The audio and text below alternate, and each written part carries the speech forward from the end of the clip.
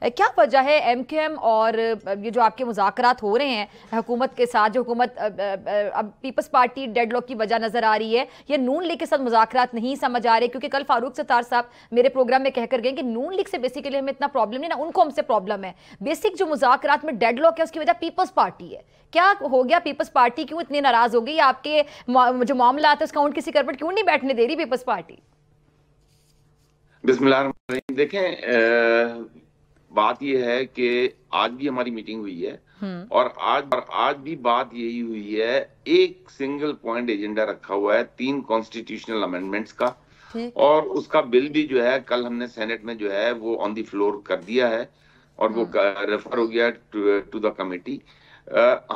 ہماری اور کوئی خواہش نہیں ہے، ہماری کوئی یہ ذاتی خواہش کا بل نہیں ہے، ہمارا یہ پہلے دن سے ہمارا یہ موقف رہا ہے کہ اختیارات کو نچلی سطح تک منتقل ہونا چاہیے، یعنی کہ ہم یہ چاہ رہے ہیں کہ ٹھیک ہے 18ویں ترمیم کے تحت صوبوں کو جو اختیارات ملے ہیں ان اختیارات کو صوبوں کو بھی چاہیے کہ وہ اپنے نچلی سطح تک منتقل کرے، یعنی کہ تحصیل کی سطح پہ، ڈسٹرکٹ کی سطح پہ، یونین کاؤنسل کی سطح پہ۔ اور ایک تو آپ کا یہ بڑا مطالبہ ہے، یوسی کا جو چیئرمین ہے، آج کا جو یوسی کا چیئرمین ہے وہ فائنینشلی اور ایڈمنسٹریٹولی امپاورڈ نہیں ہے۔ ہم چاہتے ہیں کہ یوسی کا چیئرمین بھی فائنینشلی اور پولیٹیکلی اور ایڈمنسٹریٹولی امپاورڈ ہو، جیسے کہ ایک چیف منسٹر ہے، سملرلی میئر کو بھی اسی طرح امپاورڈ ہونا چاہیے۔ چلیں، یہ معاملہ تو سمجھ آ گیا ارشد وورا صاحب کہ آپ لوگ چاہ رہے ہیں کہ جو فنڈز ہیں، اختیارات ہیں، وہ نیچے تک ٹرانسفر ہو۔ چلے یہ بات تو آپ کی سمجھ آ گئی۔ گورنرشپ کا بھی معاملہ لٹکا ہوا ہے اور اس کے علاوہ وزارتوں کے حوالے سے بھی خبریں سامنے آ رہی ہیں۔ میں کھل کے کہنا چاہوں گی، پورٹ اینڈ شپنگ کی وزارت پہ سنا بڑا معاملہ ڈیڈ لاک کا شکار ہے، الجھا ہوا ہے۔ آپ 3-4 وزارتیں مانگ رہے ہیں اور آپ کو ایک مل رہی ہے، یہ بھی معاملہ ہے۔ دیکھیں، میں بڑا کلیئرلی آپ کو بتا دوں کہ وزارتوں کا ایشو تو اس وقت ہے ہی نہیں۔ اچھا، ٹھیک ہے، یعنی آپ ایک پہ بھی آپ تیار ہیں؟ نہیں، وزارتوں کا ایشو اس وقت ڈیفینیٹلی نہیں ہے، اس لیے کہ ابھی تو یہ ڈیسائیڈ ہی نہیں ہوا ہے کہ M Q M will take the ministries اور ناٹ۔ یہ تو ایک بالکل سیکنڈ سٹیپ کی بات ہے۔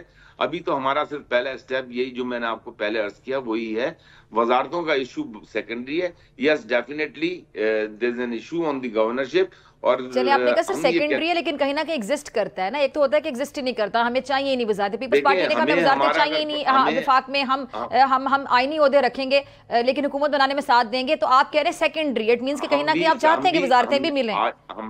ہماری بڑی واضح پالیسی ہے، حکومت بنانے میں ساتھ دیں گے ہم کل انشاءاللہ تعالی ووٹ بھی دے رہے ہیں، اسپیکر ڈپٹی اسپیکر کو، ہم پرائم منسٹر کو بھی ووٹ دیں گے، صدر کو دے رہے ہیں، صدر کو بھی ووٹ دیں گے۔ ٹھیک ہے، لیکن ہماری جو یہ ڈیمانڈز ہیں، یہ ڈیمانڈز پوری ہونی چاہیے۔ اچھا نہیں، ٹھہرے رکیے گا ذرا پلیز۔ فیصل کریم کنڈی صاحب بھی یہاں بیٹھے ہیں، اس کی طرف بھی آتی ہوں۔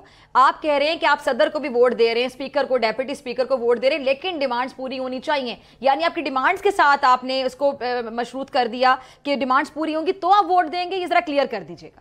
جی بالکل، آج ہماری پی ایم ایل این کے ساتھ، پیپلز پارٹی کے ساتھ میٹنگ ہوئی ہے۔